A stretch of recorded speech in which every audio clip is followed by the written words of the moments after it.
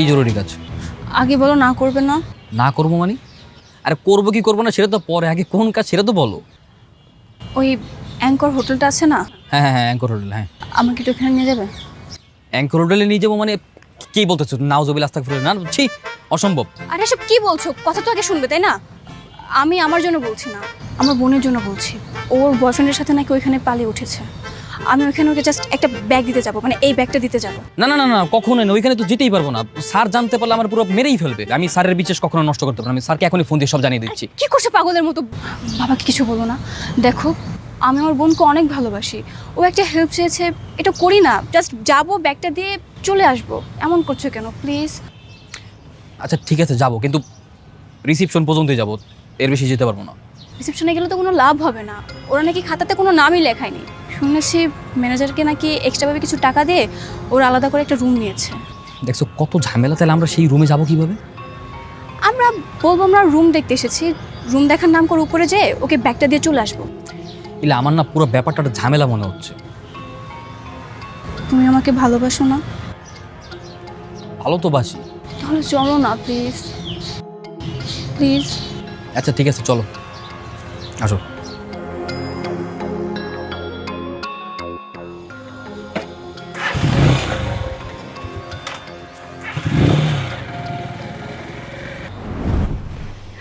আসসালামু আলাইকুম। হ্যাঁ জি, ওয়ালাইকুম আসসালাম। আচ্ছা আপনাদের এখানে রুম অ্যাভেলেবেল আছে? জি স্যার, আছে। Good good. তিনতলায় কি রুম অ্যাভেলেবেল আছে? জি স্যার। গুড। আচ্ছা ঠিক আছে, তাহলে আমরা একটু তিনতলায় গিয়ে দেখে আসি। জি স্যার, যেতে পারবেন। তার আগে বলুন, আপনারা কি বিবাহিত? হ্যাঁ আমরা বিবাহিত না? হ্যাঁ আমরা তো অবশ্যই বিবাহিত, কেন বিবাহিত থাকবো না? আরে এটা প্রিন্সিপাল স্যারের মেয়ে না? আপনাদের বিয়ের কাগজ আছে? হ্যাঁ অবশ্যই আছে, কেন থাকবে না, তাই না? হ্যাঁ অবশ্যই অবশ্যই। তাহলে কাগজটা একটু দেখান স্যার। কাগজ দেখো। দেখাচ্ছি। হায় হায়, কাগজ গেল কই? ও সরি, মনে পড়ছে। আমার মনে হয় কি আমি আসার সময় রাস্তায় বিয়ের কাগজটা ফেলে চলে আসছি। তুমি একটু দেখে রাখবে না? আরে আমি কিভাবে দেখে রাখবো? তুমি সবসময় যত শপিং এর ব্যাগ আছে সব আমাকে ধরিয়ে দাও। পড়ে গেছে কোনোভাবে হয়তো। তাহলে তো হবে না স্যার। আরে ভাই আমরা তো এখন আপনাদের রুমগুলোই দেখলাম না। আগে উপরে যাই, তিনতলায় গিয়ে রুমগুলো দেখি, দেন আমাদের যদি পছন্দ হয় তারপর না হয় আমাদের ম্যারেজ সার্টিফিকেট যত কাগজপত্র যা কিছু আছে সব কিছু দেবো। আর আমাদের কাছে কাগজপত্র থাকবে না কেন? ঠিক আছে স্যার। এই বারেক স্যার, এই যে বারেক আপনাদের রুমগুলো দেখিয়ে দেবেন। আচ্ছা মালিক সাহেব, চল চল চল।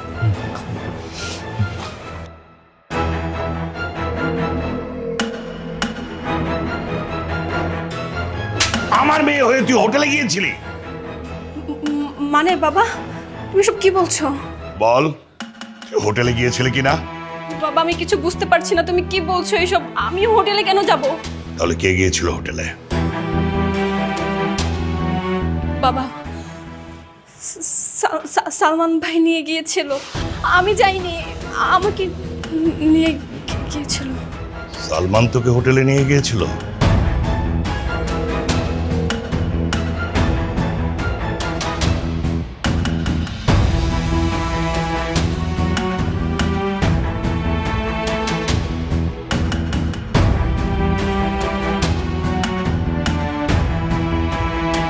ভালো করে পড়াশোনা করে যেমন ভার্সিটিতে চান্স পেয়েছিস, এবার আরও ভালো রেজাল্ট করতে হবে বাবা। মা তুমি কোনো চিন্তা করো না, আমি যেভাবে ভালো মতো পড়াশোনা করে ভার্সিটিতে চান্স পেয়েছি ঠিক তেমনি ভেবে ভালো মতো পড়াশোনা করে ভার্সিটিতে ভালো রেজাল্টও করবো ইনশাল্লাহ। ঠিক আছে বাবা, খা। কিরে, কার ফোন? এই সময় স্যার ফোন দিয়েছে। Hello sir. কই তুই? স্যার আমি তো বাসায়। তুই এক্ষুনি আমার বাসায় আয়।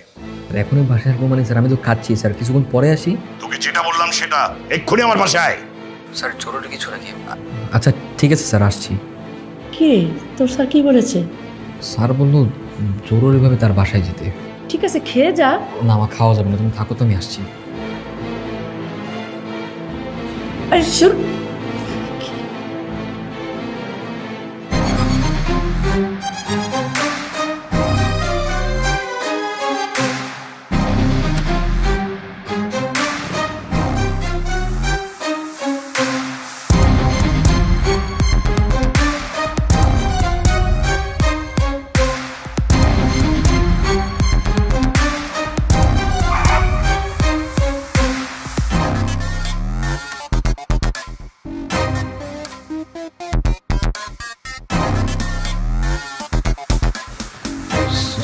স্যার কোনো সমস্যা হঠাৎ এভাবে ডাকলেন যে?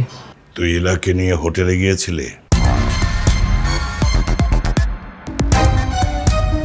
না স্যার, আমি হোটেলে যাইনি স্যার। আমি তোর এত বড় সাহস, তুই আমার মেয়েকে নিয়ে হোটেলে গিয়েছিস?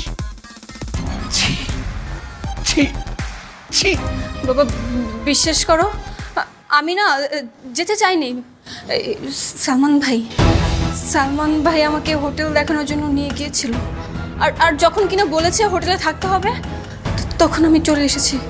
বিশ্বাস কর বাবা, আমি যেতে চাইনি, আমার কোনো ইচ্ছে ছিল না। সালমান বলল আপনি হোটেলে চলে যাবি না, আর তুই, তোর এত বড় সাহস, তুই আমার সহজ সরল মেয়েটাকে নিয়ে হোটেলে চলে গেলি? আমি কখনো তোর গায়ে হাত তুলিনি, আজকে তারা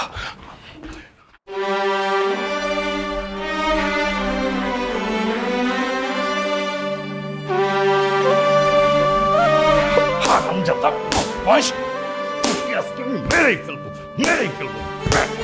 হারামজাদা বদমাশ, কত বদমাশ তোরে, তোরে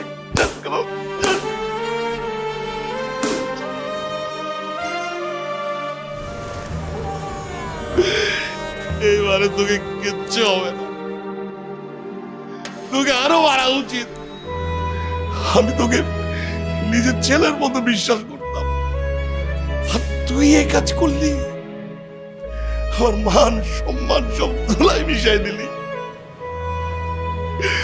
তোকে আসলে জনগণের সামনে মারা উচিত, তাইলেই তোর উচিত শিক্ষা হবে। হ্যাঁ স্যার,